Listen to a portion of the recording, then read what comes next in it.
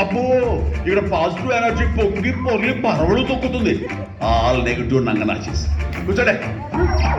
అవును బేబక్కాయ్, ఇంతకీ మన మొగుడు గారి పేరు ఏంటో? పప్పి.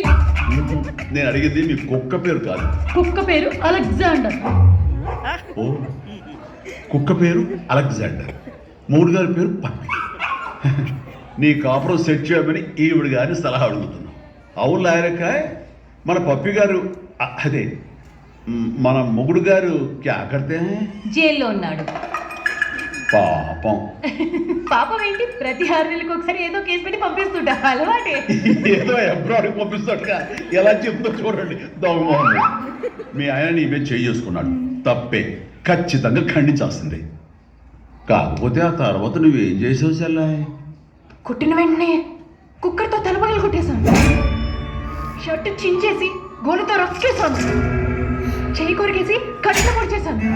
అప్పటికే కోపం తగ్గక ఐరన్ బాక్స్ తీసుకెళ్లి జ్యూస్ పెట్టాను. ఆ తరువాత ఒక ఆడపిల్లగా అంతకంటే ఇంకేం చేయగలను అన్నయ్య?